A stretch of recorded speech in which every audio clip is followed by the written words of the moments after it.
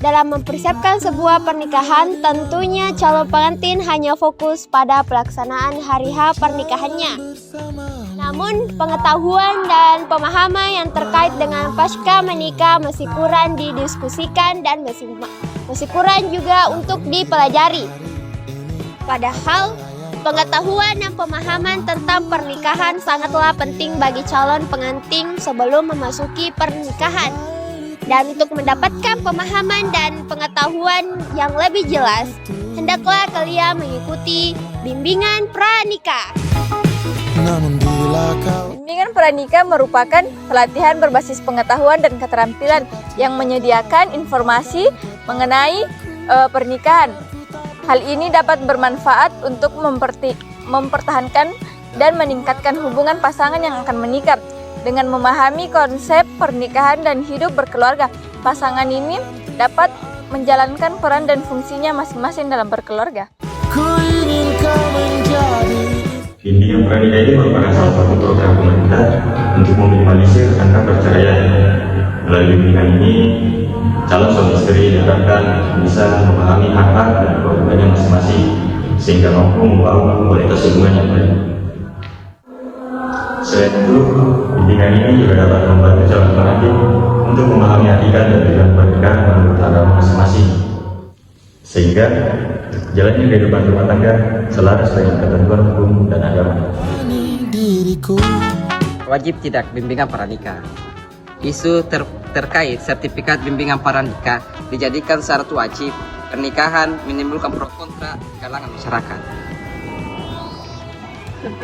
Sampai timbul asumsi di masyarakat bahwa calon pengantin yang tidak memiliki sertifikat bimbingan pranikah tidak diperbolehkan menikah.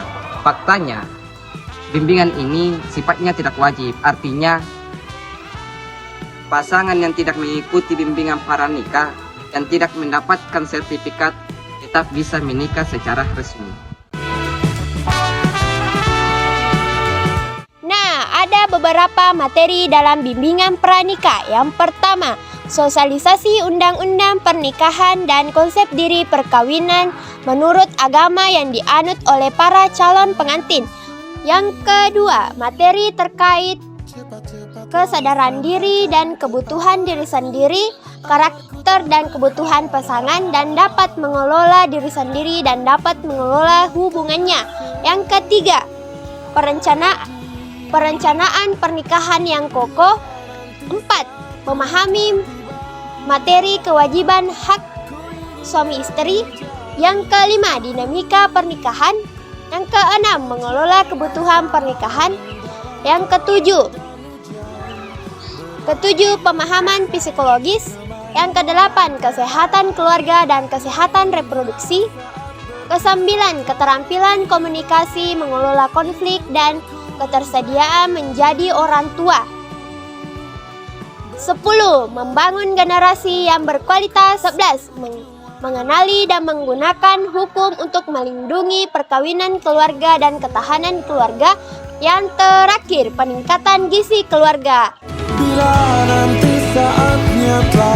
Selanjutnya yaitu materi tentang pentingnya bimbingan pranikah. Berikut alasan penting untuk mempertimbangkan melakukan bimbingan pranikah sebelum memutuskan untuk menikah. Yang pertama yaitu memahami cara menghadapi masalah keluarga, di mana calon pengantin yang mengikuti bimbingan pranikah memiliki kesempatan untuk berdiskusi tentang hal-hal yang sering menjadi bahan pertengkaran, misalnya perbedaan cara membesarkan anak, ikut campur mertua, hingga hal-hal serius lainnya yang bisa berpengaruh terhadap identitas masing-masing pasangan. Yang kedua yaitu nasihat netral.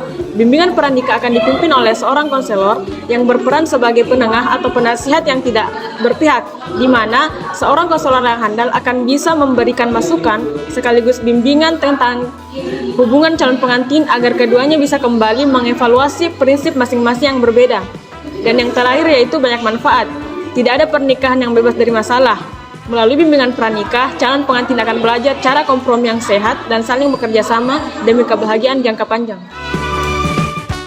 Yang keempat, komunikasi efektif.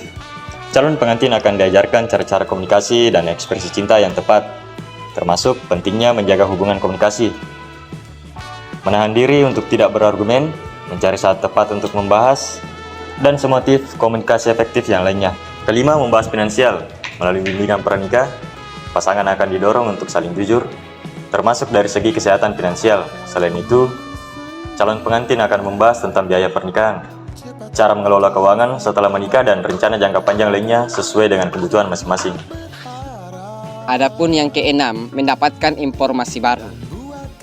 Dengan mengikuti bimbingan pranikah, calon pengantin dapat mengeksplor hal-hal baru yang belum pernah terpikirkan sebelumnya dalam masih menganjal di dalam hati.